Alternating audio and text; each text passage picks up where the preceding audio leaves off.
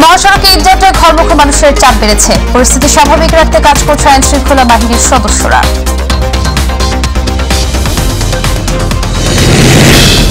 বগুড়া সদর উপজেলায় আইএফআইসি ব্যাংকের একটি শাখায় সিন্দুক কেটে টাকা লুট করেছে দুর্বৃত্তরা।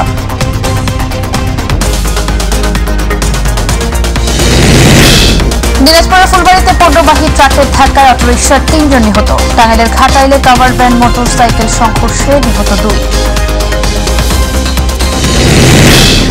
ঈদকে ঘিরে জমজমাট কুষ্টিয়ার বালিয়াপাড়া সহ জেলার স্থায়ী ও অস্থায়ী ২৬টি পশুর হাট। ছোট মাঝারি সাইজের গরুর চাহিদা বেশি।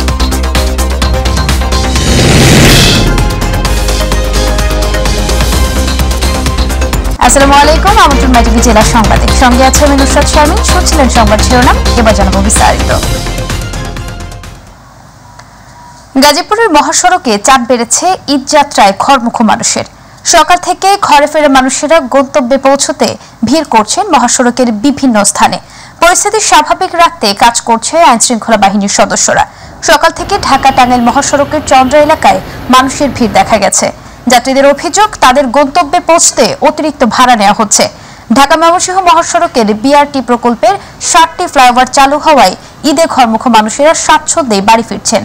এদিকে ঢাকা টাঙ্গাইল মহাসড়কের চন্দ্রা ত্রিমোড় এলাকায় গাড়ির চাপ বেশি থাকায় চন্দ্রা কেন্দ্রিক যানবাহনের জটলা সৃষ্টি হয়েছে। ঈদকে ঘিরে সড়কে অতিরিক্ত পুলিশের পাশাপাশি যানজট নিরসনে স্পিকার, ড্রোন ক্যামেরা উড়বে আকাশে।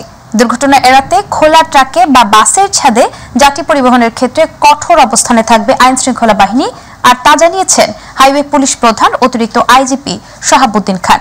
দুপুরে সাভারের বাইপাইল মোড় এলাকায় মহাসড়ক পরিদর্শনে এসে কথা জানান তিনি। অতিরিক্ত আইজিপি শাহাবুদ্দিন খান বলেন, ঈদযাত্রা নির্বিঘ্ন করতে পুলিশ সহ অন্যান্য আইন শৃঙ্খলা বাহিনীর সদস্যরা কাজ করে যাচ্ছে। এবার কিন্তু আমরা এই যানজটের দিক থেকে অন্যান্য যে সমস্ত জায়গাগুলো একটু ঝুঁকিপূর্ণ গুরুত্বপূর্ণ আছে সেগুলো আমরা চিহ্নিত করে যদি সেখানে স্পেশাল ব্যবস্থা নিয়েছি, ডেপ্লয়মেন্টের ব্যবস্থা নিয়েছি, নজরদারির ব্যবস্থা নিয়েছি।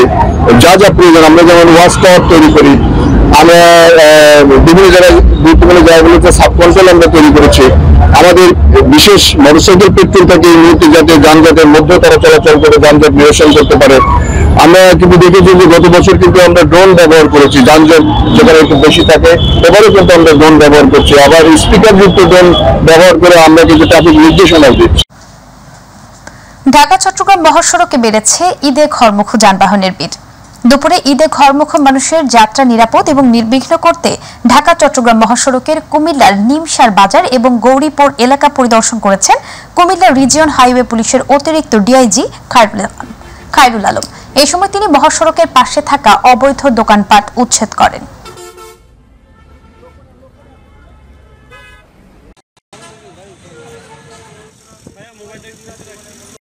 কুইক রেসপন্স টিম 22 থানায় 22টি দেওয়া আছে। আমাদের ইন্টেলিজেন্স পার্টি আছে, তারা তথ্য সংগ্রহ করে আমাদের দিবে।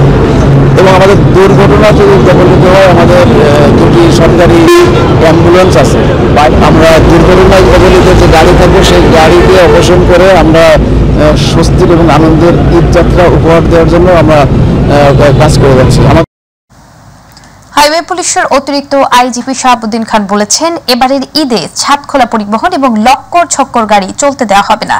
ঈদের সময় কিছু সুযোগ সন্ধানী অপরাধী মলম পার্টি বা সাধারণ যাত্রীদের কোনো ক্ষতি সাধন করতে না পারে সেজন্য পুলিশ সর্বদা নজরদারি করছে। দুপুরে গাজীপুরের কালিয়াকৈরে চন্দ্র এলাকার ঢাকা টাঙ্গাইল মহাসড়ক পরিদর্শন শেষে সাংবাদিকদের এসব কথা বলেন তিনি।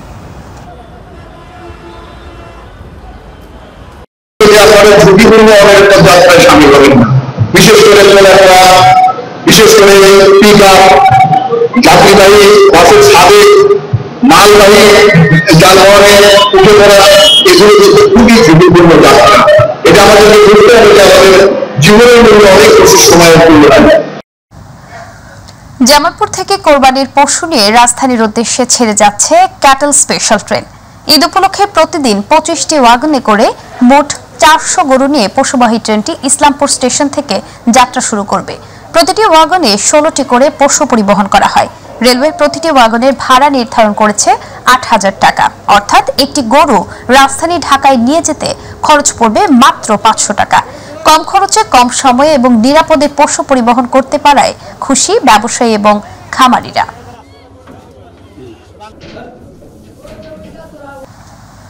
বগুড়া সদর উপজেলায় আইএফআইসি ব্যাংকের একটি শাখায় সিন্দুক কেটে 29,40,618 টাকা লুট করেছে দুর্বৃত্তরা। বুধবার দিবাগত রাতের কোনো এক সময় এই লুটের ঘটনা ঘটেছে বলে নিশ্চিত করেছে পুলিশ। পুলিশ জানায় বুধবার বিকেলে অন্যান্য দিনের মতো ব্যাংকের কর্মকর্তারা তাদের কার্যক্রম শেষ করে চলে যান, কিন্তু রাতভর সেখানে কোনো নিরাপত্তারক্ষী না থাকার সুযোগ নিয়ে এই ঘটনাটি ঘটিয়েছে কোনো চক্র। আজ সকালে এসে তারা ব্যাংকের সিন্দুকটি কাটা অবস্থায় দেখতে পেয়ে পুলিশে খবর দেন। প্রাথমিকভাবে 29 লাখের কিছু বেশি টাকা লুটের হিসেব নিশ্চিত হওয়া গেছে বলে জানিয়েছেন বগুড়া সদর থানার ভারপ্রাপ্ত কর্মকর্তা সাইহান অলিউল্লাহ। দিনাজপুরের ফুলবাড়িতে পণ্যবাহী ট্রাকের ধাক্কায় অটোরিকশার চালক সহ 3 জন নিহত হয়েছেন। এই ঘটনায় আরও 2 জন যাত্রী আহত হয়েছে। স্থানীয়রা জানান, সকালে ফুলবাড়ি ঢাকা মহাসড়কে বাড়াইহাট নামক স্থানে এই ঘটনা ঘটে। নিহত এবং আহত ব্যক্তিকে উদ্ধার করে ফায়ার সার্ভিস। গুরুতর আহত ব্যক্তিদের চিকিৎসার জন্য পাঠানো হয়েছে হাসপাতালে।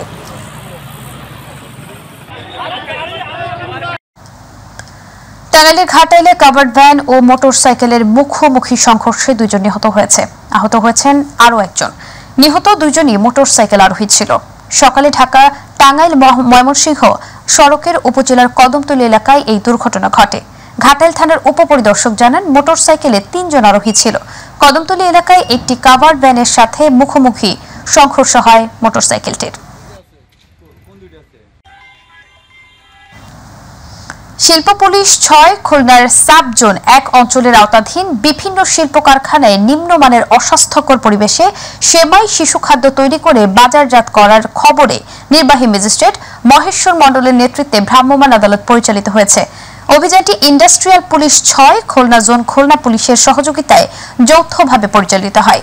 অভিযানে অস্বাস্থ্যকর পরিবেশে খাদ্য সামগ্রী তৈরি করে বাজারজাত করায় হাশিম ফুড প্রোডাক্টসের মালিককে 20,000 টাকা জরিমানা, অনাদায়ে 15 দিনের কারাদণ্ড এবং ভুইয়া ফুডস প্রোডাক্টসের মালিককে 10,000 টাকা করে জরিমানা করা হয়।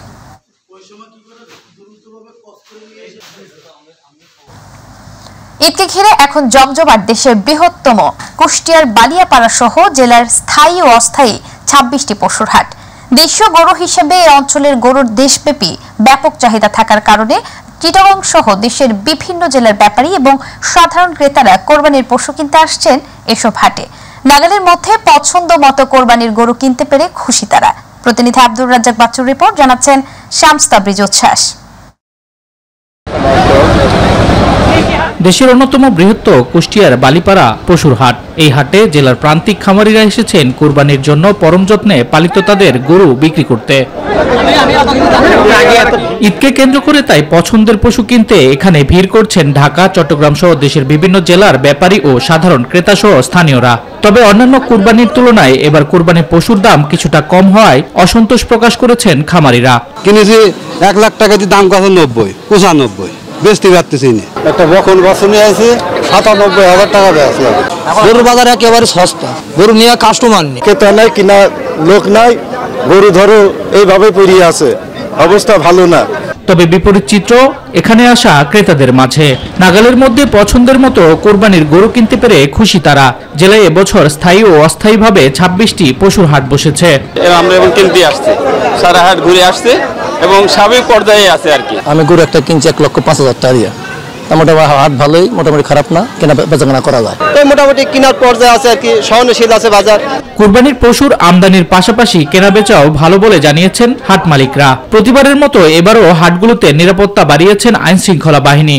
আর পশুর স্বাস্থ্য পরীক্ষায় রাখা হয়েছে বিশেষ মেডিকেল টিমের ব্যবস্থা। হাটের অবস্থা ভালো, বেচাকেনা ভালো, সব দিকেই ভালো। আইন শৃঙ্খলা বাহিনী, নিরাপত্তা বাহিনী দায়িত্ব আছে, চারিদিকে হাটে ঘোরাফেরা করছে, কোনো সমস্যা নাই। অনেকে কোরবানি দেওয়ার জন্য বকনা গরু কিনে, সেগুলো প্রেগনেন্সি চেক আপ করে দিচ্ছি আমরা। আর যদি ইমিডিয়েটলি কোনো অসুস্থ হয়ে যায়, আমরা মেডিকেল টিম থেকে সেটা সাপোর্ট করে দিচ্ছি তাদের। প্রতিটি ঈদের মার্কেট এবং গরুর যে বাজারগুলো আছে আমাদের এখানে, স্থায়ী এবং অস্থায়ী 26টা মার্কেট আছে, সব জায়গায় পুলিশের নিরাপত্তা ব্যবস্থা আমরা ডেভেলপ করেছি। কুষ্টিয়া এবছর প্রায় 2 লাখ পশুর কোরবানির জন্য প্রস্তুত করেছেন খামারিরা। শামস তাবরিজ উচ্ছ্বাস, মাই টিভি নিউজ ডেস্ক। পবিত্র ঈদুল আজহার বাকি মাত্র কয়েকদিন। কোরবানিকে সামনে রেখে দেশি গরুর চাহিদা বেশি থাকায় গাজীপুরের কাপাসিয়া এবং মাদারীপুরের কালকিনি ও ডাসার উপজেলায় ছোট বড় খামারগুলোতে প্রাকৃতিক উপায়ে গরু মোটাতাজাকরণ করেছে খামারিরা। সবুজ ঘাস সহ প্রাকৃতিক খাবার খাইয়ে গরু মোটাতাজা করেছেন তারা। প্রতিনিধি মুজিবুর রহমান এবং জিয়াউদ্দিন লিয়াকতের পাঠানো তথ্য ও ছবি নিয়ে রিপোর্ট করছেন জুবাইর রহমান। মুসলিম জাহানের বড় ধর্মীয় উৎসব পবিত্র ঈদুল আজহা। এই উপলক্ষে গাজীপুরে কাপাসিয়া ও মাদারীপুরের কালকিনি ও ডাসার উপজেলায় দেশীয় পদ্ধতিতে পশু মোটাতাজাকরণ করেছে খামারিরা। কোরবানির পশুদের ক্ষতিকর ইনজেকশন ও ট্যাবলেট ব্যবহার না করে কাঁচা ঘাস, খড়ের পাশাপাশি খৈল, ছোলা ও ভুসি খাইয়ে কোরবানির জন্য প্রস্তুত করছেন তারা। তবে গোখাদ্যের দাম দিন দিন বেড়ে যাওয়ায় ভালো দাম না পাওয়ার শঙ্কার কারণ হয়ে দাঁড়িয়েছে তাদের। তো এই বছর আমাদের গরু পালতে খরচটা এবার বেশি হয়ে গেছে। কাঁচা ঘাস, ভুসি, ধানের কুড়া এগুলি আমরা খাওয়াই। গোখাদ্যের দাম বৃদ্ধির কারণে আমাদের গরু বিক্রি করে লাভবান হওয়ার সম্ভাবনা খুবই কম। ভারতীয় গরু আমদানি বন্ধ থাকায় খুশি খামারিরা। এতে লোকসানের সংখ্যা কাটিয়ে লাভের আশা করছেন তারা। গরুর খাদ্যের যে দাম আমাকে লালন পালন করিয়া কিছু থাকে না। এবার আমি ভালো দাম পাবো। এবার যদি দেশে না বেচতে পারি তাহলে আমি ঢাকা নিয়ে বিক্রি করব। এখন ভালো দাম যদি আমাদের দেয়, যদি সবাই যদি কেনে, তাহলে আমরা খুব যথেষ্ট একটা পরিমাণ ভালো দাম পাবো। আর এদিকে চাহিদার তুলনায় অতিরিক্ত কোরবানির পশু থাকায় বাহির থেকে পশু আমদানি করার প্রয়োজন নেই বলে জানিয়েছে উপজেলা প্রাণী সম্পদ কর্মকর্তারা। কাপাসিয়া উপজেলায় আমরা পুরো উপজেলা থেকে আমরা 7টি ভাগে ভাগ করে আমরা 7টি ভেটেরিনারি মেডিকেল টিম প্রস্তুত রেখেছি। কালকিনি এবং দাসারে কোরবানির চাহিদার তুলনায় প্রায় 5,500 পশু উদ্ধৃত আছে। উদ্ধৃত পশুসমূহ আশেপাশের উপজেলাসমূহে সরবরাহ করা হবে। জুবাইর রহমান, মাই টিভি নিউজ। লাল সবুজের বাংলাদেশি পতাকাবাহী ওশান গোয়িং ১৭তম বাণিজ্যিক জাহাজ এমভি জাহান 1 বিশ্বের এক বন্দর থেকে অন্য বন্দরের শুভেচ্ছা দূত হিসেবে উড়াবে বিজয় নিশান। চট্টগ্রাম বন্দরের বহির্নগরে অবস্থানরত জাহাজটির মালিক এসআর শিপিং। বুধবার জাহাজটি পরিদর্শন করেছেন নৌ বাণিজ্য দপ্তরের principal officer captain Sabbir Mahmud. অর্থ লগ্নিকারী বাণিজ্যিক ব্যাংকের কর্মকর্তা, বীমা কোম্পানির কর্মকর্তা, শিপ ক্লাসিফিকেশন সার্ভেয়ার সহ সংশ্লিষ্ট ঊর্ধ্বতন কর্মকর্তারাও উপস্থিত ছিলেন।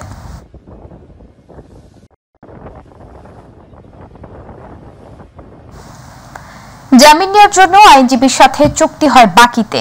জেল থেকে বের হওয়ার পরই পরিশোধ করা হতো টাকা। সেই টাকা পরিশোধ করার জন্যই নেমে পড়তেন চুরিতে। এভাবেই মাত্র গত কয়েক বছরে চুরিতে ধরা খেয়ে জেলে গিয়েছে অন্তত 8 বার। তবে এবার এক হজ যাত্রীর টাকা চুরি করে গোয়েন্দা পুলিশের জালে ধরা পড়ল চুরিতে সিদ্ধহস্ত নূর নবী সাকিব।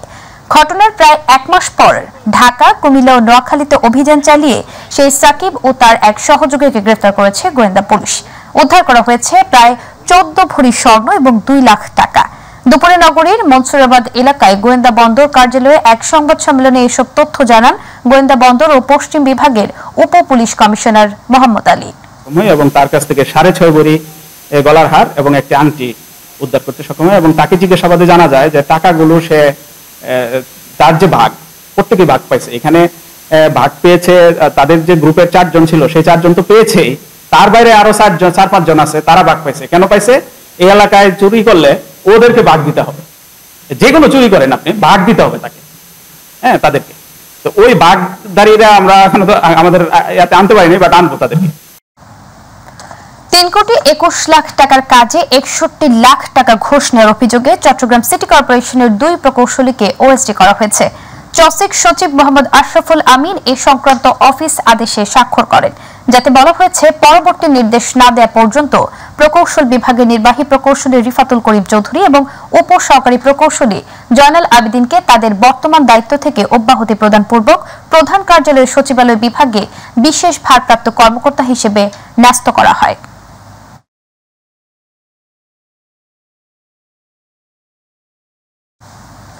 চট্টগ্রাম প্রকৌশলী বিশ্ববিদ্যালয়ে সড়ক দুর্ঘটনায় নিহত আহত ছাত্রদের পরিবারের নিকট ক্ষতিপূরণের চেক হস্তান্তর করা হয়েছে। দুপুরে চট্টগ্রাম সার্কিট হাউসের সম্মেলন কক্ষে এই চেক হস্তান্তর করেন চট্টগ্রামের জেলা প্রশাসক আবুল বাশার মোহাম্মদ ফখরুজ্জামান। নিহত 2 ছাত্র শান্ত সাহা এবং তৌফিক হোসেনের পরিবারকে 10 লাখ টাকা করে সর্বমোট 20 লাখ টাকা এবং আহত ছাত্র জাকারিয়া হিমুর পরিবারকে 3 লাখ টাকা চেক প্রদান করা হয়। এই সময় অতিরিক্ত জেলা ম্যাজিস্ট্রেট গোলাম মোর্শেদ খান, চুয়েটের VC doctor Mohammad Rafiqul Alam, pro VC doctor Jamal Uddin Ahmed এবং তার সঙ্গে আরো অনেকে উপস্থিত ছিলেন।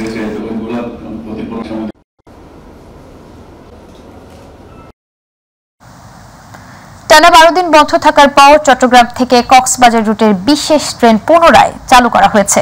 ঈদ উপলক্ষে এই ট্রেন আগামী 24 জুন পর্যন্ত চালানো হবে বলে জানিয়েছেন রেলওয়ে সংশ্লিষ্টরা।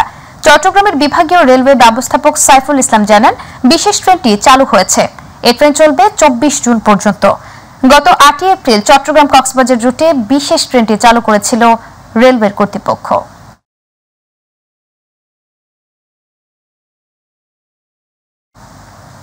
চট্টগ্রামের লোহাগড়ায় দুর্নীতি বিরোধী বিতর্ক প্রতিযোগিতা ও বৃত্তি প্রদান অনুষ্ঠিত হয়েছে।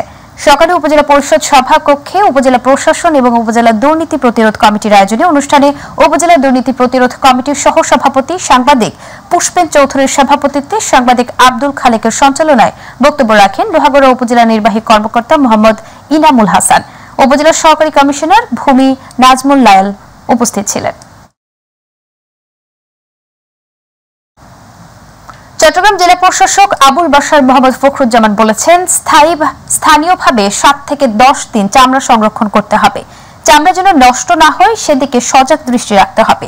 বুধবার চট্টগ্রাম সার্কিট হাউসে ঈদুল আজহা উপলক্ষে জাতীয় সম্পদ কাঁচা চামড়া সংরক্ষণ, ক্রয় বিক্রয় এবং পরিবহন সহ সার্বিক ব্যবস্থাপনা সংক্রান্ত প্রস্তুতি সভায় তিনি এসব কথা বলেন।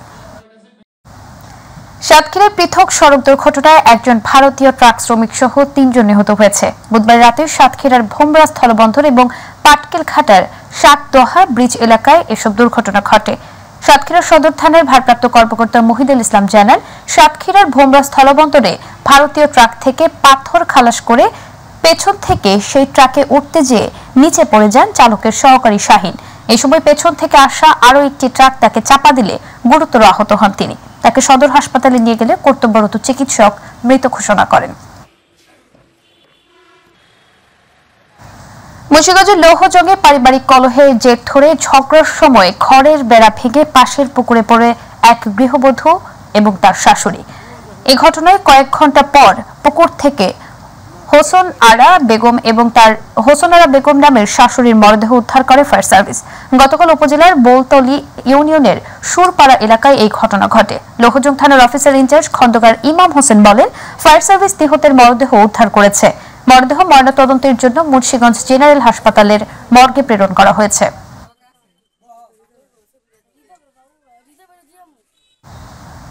কুষ্টিয়া কুমারখালীতে ঘর থেকে চুরি হওয়া শিশুর 2 দিন পর মরদেহ উদ্ধার করা হয়েছে। গতকাল বাগুলাট ইউনিয়নের আদাবাড়িয়া গ্রাম থেকে চুরি শিশুর মরদেহ একই এলাকার বিলের মাঝে পাওয়া যায়। এ বিষয়ে মঙ্গলবার কুমারখালী থানায় অভিযোগ দায়ের করেন তার পরিবার।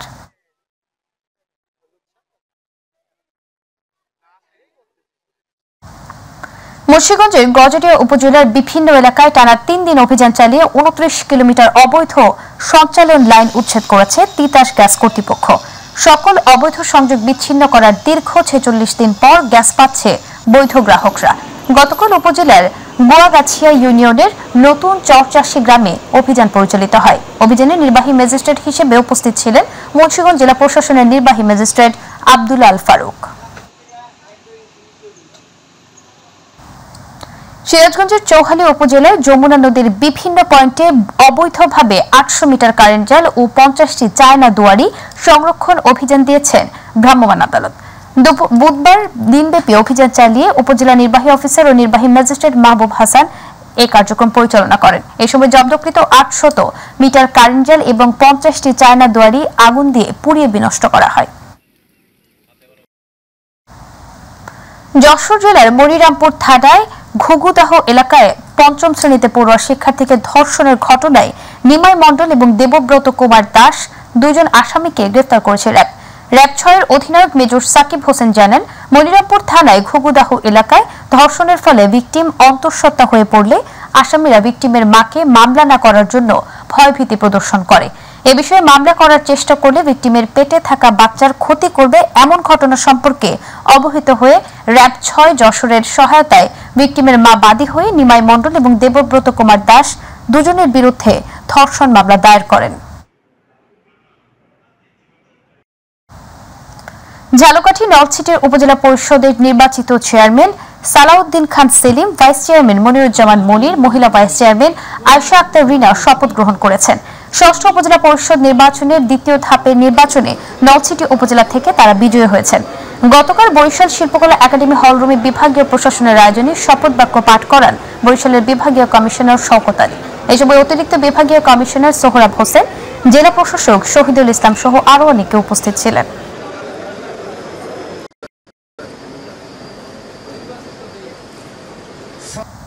ময়মনসিংহ বিভাগের 11 উপজেলার নবনির্বাচিত 33 জন চেয়ারম্যান, ভাইস চেয়ারম্যান ও মহিলা ভাইস চেয়ারম্যানদের শপথ অনুষ্ঠিত হয়েছে। সকালে বিভাগীয় কমিশনার কার্যালয়ের আয়োজনে নগরীর জেলা পরিষদ সম্মেলন কক্ষে আয়োজিত অনুষ্ঠানে শপথ বাক্য পাঠ করেন বিভাগীয় কমিশনার উম্মে সালমা তানজিয়া। অনুষ্ঠানে অতিরিক্ত বিভাগীয় কমিশনার তাহমিনা আক্তার, স্থানীয় সরকার বিভাগের অতিরিক্ত উপপরিচালক বিপিন চন্দ্র বিশ্বাস, জেলা নির্বাচন কর্মকর্তা শফিকুল ইসলাম উপস্থিত ছিলেন। বরিশালের হিজলা উপজেলা পরিষদের নবনির্বাচিত চেয়ারম্যান ও ভাইস চেয়ারম্যান দলের দায়িত্ব গ্রহণ উপলক্ষে সংবর্ধনা অনুষ্ঠিত হয়েছে। সকালে উপজেলা পরিষদ মাঠে অনুষ্ঠিত সংবর্ধনা অনুষ্ঠানে সভাপতিত্ব করেন উপজেলা আওয়ামী লীগের সভাপতি সুলতান মাহমুদ টিপু। প্রধান অতিথির বক্তব্য রাখেন সংরক্ষিত আসনের এমপি ডক্টর শাম্মী আহমেদ। শরীয়তপুর সদর উপজেলার দ্বিতীয় ধাপের উপজেলা পরিষদ নির্বাচনের বিজয়ী চেয়ারম্যান কামরুজ্জামান উজ্জ্বল আকুনের দায়িত্ব গ্রহণ এবং ষষ্ঠ উপজেলা পরিষদ নির্বাচন প্রথম উপজেলা মাসিক সভা অনুষ্ঠিত হয়েছে। সদর উপজেলা নির্বাহী কর্মকর্তা মাইনুদ্দিনের সভাপতিত্বে দায়িত্ব গ্রহণ এবং মাসিক সভা অনুষ্ঠানে প্রধান অতিথি ছিলেন শরীয়তপুর 1 আসনের সংসদ সদস্য ইকবাল হোসেন অপু। এই সময় দলীয় নেতাকর্মী সহ ইউনিয়ন পরিষদের চেয়ারম্যানগণরাও উপস্থিত ছিলেন। খাদ্যমন্ত্রী সাধন চন্দ্র মজুমদার বলেছেন, প্রধানমন্ত্রী শেখ হাসিনা বলেছেন স্মার্ট বাংলাদেশ গড়তে হলে স্মার্ট মানুষ প্রয়োজন, আর তাই নিরাপদ খাদ্য ব্যতীত নতুন প্রজন্মকে স্মার্ট নাগরিক হিসেবে গড়ে তোলা সম্ভব নয়। কক্সবাজারে জেলা প্রশাসনের সহযোগিতায় বাংলাদেশ নিরাপদ খাদ্য কর্তৃপক্ষ কর্তৃক আয়োজিত হোটেল, রেস্তোরাঁ ও খাদ্য ব্যবস্থাপনায় নিরাপদ খাদ্য নিশ্চিত কল্পে করণীয় শীর্ষক সেমিনারে এসব কথা বলেন তিনি। নরসিংদী বেলাবো উপজেলার 500 অসহায় ও দুস্থদের মাঝে প্রধানমন্ত্রীর ঈদ উপহার বিতরণ করা হয়েছে। দুপুরে উপজেলা নির্বাহী কর্মকর্তা আব্দুল করিমের সভাপতিত্বে পাইলট মডার্ন মডেল হাই স্কুলের মাঠে এই ঈদ উপহার বিতরণ করেন নরসিংদী জেলা প্রশাসক ডক্টর বদিউল আলম। এই সময় উপজেলা পরিষদের চেয়ারম্যান শমশের জামান ভুইয়া রিটন, উপজেলা সহকারী কমিশনার ভূমি মোহাম্মদ নাজমুল হাসান, উপজেলা আওয়ামী লীগের সভাপতি মনিরুজ্জামান খান উপস্থিত ছিলেন। ব্রাহ্মণবাড়িয়ায় শিক্ষা প্রতিষ্ঠানে মাদক বিরোধী সচেতনতা সৃষ্টিতে প্রশিক্ষক মেন্টরদের দিনব্যাপী প্রশিক্ষণ অনুষ্ঠিত হয়েছে। সকালে জেলা প্রশাসকের সম্মেলন কক্ষে জেলা প্রশাসন ও জেলা মাদক নিয়ন্ত্রণ অধিদপ্তরের আয়োজনে অতিরিক্ত জেলা ম্যাজিস্ট্রেট জেসমিন সুলতানার সভাপতিত্বে এই প্রশিক্ষণ অনুষ্ঠিত হয়। জেলা মাদক নিয়ন্ত্রণ অধিদপ্তরের সহকারী পরিচালক মিজানুর রহমানের সঞ্চালনায় বক্তব্য রাখেন অতিরিক্ত জেলা প্রশাসক সাইফুল ইসলাম এবং অতিরিক্ত জেলা প্রশাসক মাহমুদ আক্তার। সাভারে ভূমি সেবা মানুষদের দোরগোড়ায় পৌঁছে দিতে 8 দিন ব্যাপী অনুষ্ঠিত হল ভূমি সেবা সপ্তাহ 2024। এ উপলক্ষে সাভার উপজেলার অন্তর্গত সাভার উপজেলা ভূমি অফিস, আমিনবাজার রাজস্ব সার্কেল এবং আশুলিয়া রাজস্ব সার্কেলের আয়োজনে উপজেলা চত্বরে বসে 8 দিন ব্যাপী ভূমি সেবা। এই ভূমি সেবা থেকে মানুষজন দ্রুত ভূমি সেবা নিতে পারছেন।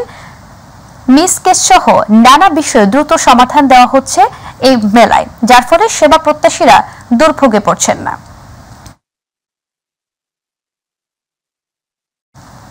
জামালপুরের ইসলামপুরে ভূমি সেবা সপ্তাহ উপলক্ষে জনসচেতনতামূলক সভা অনুষ্ঠিত হয়েছে।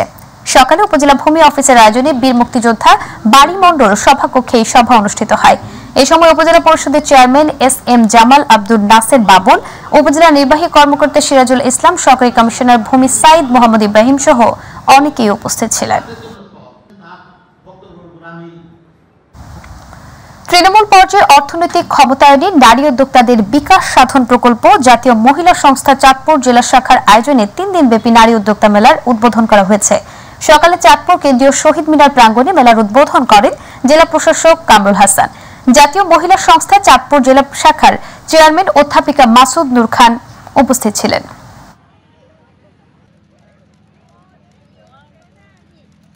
নওগাঁয় তামাক নিয়ন্ত্রণ আইন বাস্তবায়নে জেলা টাস্ক ফোর্স কমিটির সদস্য এবং কর্তৃত্বপ্রাপ্ত কর্মকর্তাদের তামাক নিয়ন্ত্রণ আইন বিষয়ক প্রশিক্ষণ কর্মশালা অনুষ্ঠিত হয়েছে।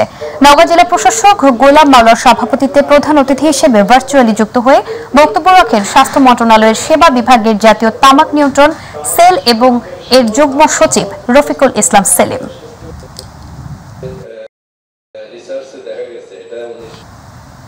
গাজীপুরের কাপাসিয়ায় সমবায়ের মাসিক যৌথ সভা এবং প্রশিক্ষণ সমাপনী অনুষ্ঠান অনুষ্ঠিত হয়েছে। উপজেলা পরিষদ সভাকক্ষে উপজেলা সমবায় অফিসের আয়োজনে সার্বিক গ্রাম উন্নয়ন কর্মসূচি তৃতীয় পর্যায়ের আওতায় সমবায় সমিতির সদস্য এবং গ্রাম কর্মীদের অংশগ্রহণে মাসিক যৌথ সভা এবং প্রশিক্ষণ সমাপনী অনুষ্ঠান অনুষ্ঠিত হয়। উপজেলা সমবায় কর্মকর্তা সিরাজুল ইসলামের সভাপতিত্বে প্রধান অতিথি হিসেবে জেলা সমবায় সহকারী অফিসার দেলোয়ার হোসেন, বিশেষ অতিথি হিসেবে বক্তব্য রাখেন উপজেলা সহকারী কমিশনার ভূমি রিফাত নূর মৌসুমী সহ আরো অনেকে। বরিশালের মুলাদীতে পবিত্র ঈদ উল আজহা উপলক্ষে প্রধানমন্ত্রী শেখ হাসিনার ত্রাণ তহবিল থেকে ঈদ উপহার এবং ঘূর্ণিঝড় রিমালে ক্ষতিগ্রস্ত পরিবারের মাঝে ত্রাণ বিতরণ করা হয়েছে। সকালে উপজেলার মুলাদী সদর ইউনিয়ন পরিষদ কার্যালয়ে ইউপি চেয়ারম্যান এবং ইউনিয়ন আওয়ামী লীগের সভাপতি কামরুল আহসান এর সভাপতিত্বে 1836 জন পরিবারের মাঝে 10 কেজি করে 18 মেট্রিক টন 360 কেজি করে বিতরণ করেন উপজেলা নির্বাহী কর্মকর্তা নিজামুদ্দিন খান। বাংলাদেশ হোমিওপ্যাথিক বোর্ডের সাবেক চেয়ারম্যান ও বর্তমান বাংলাদেশ হোমিওপ্যাথিক চিকিৎসা শিক্ষা কাউন্সিলের নির্বাহী পরিষদ চেয়ারম্যান ডক্টর দিলীপ কুমার রায়ের বিরুদ্ধে মিথ্যা অপপ্রচারের বিরুদ্ধে প্রতিবাদে মানববন্ধন ও সমাবেশ করেছে ঈশ্বরদী হোমিওপ্যাথিক মেডিকেল কলেজ ও হাসপাতালের চিকিৎসকবৃন্দ। ঈশ্বরদী হোমিওপ্যাথিক প্র্যাকটিস নার্স অ্যাসোসিয়েশনের পক্ষ থেকে এই মানববন্ধনের আয়োজন করা হয়। মানববন্ধন ও সমাবেশে অন্যান্যদের মধ্যে বক্তব্য রাখেন রাজশাহী হোমিওপ্যাথিক গবেষণা পরিষদের সভাপতি তাইজুল ইসলাম চপল। এবার আমাদের কৃষি।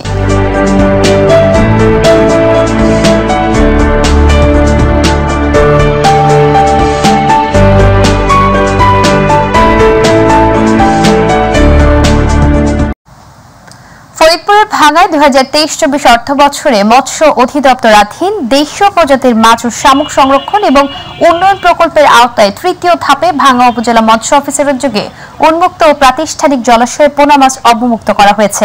দুপুরে উপজেলার কুমার নদের হাসামদিয়া, ঘাড়ুয়া এবং হামিরদি এলাকায় মোট 667 কেজি পোনা মাছ অবমুক্ত করা হয়। অনুষ্ঠানে প্রধান অতিথি ছিলেন জেলা মৎস্য কর্মকর্তা প্রশান্ত কুমার সরকার। মেহেরপুরে সমন্বিত কৃষি ইউনিটের আওতায় প্রাণী সম্পদ খাতের সদস্যদের মাঝে 2 দিনব্যাপী ব্যয় সাশ্রয়ী খাদ্য ব্যবস্থাপনায় গাভী পালন এবং গরু মোটাতাজাকরণ বিষয়ক প্রশিক্ষণ অনুষ্ঠিত হয়েছে। 2 দিনব্যাপী সদর উপজেলার তেরোঘরিয়ায় এই প্রশিক্ষণ অনুষ্ঠিত হয়। সমন্বিত কৃষি ইউনিটের প্রাণী সম্পদ খাতের আওতায় 25 জন খামারিকে এই প্রশিক্ষণ দেওয়া হয়। এই সময় মেহেরপুর জেলা প্রাণী সম্পদ বিভাগের veterinary surgeon doctor Syed Sakibul Islam উপস্থিত ছিলেন।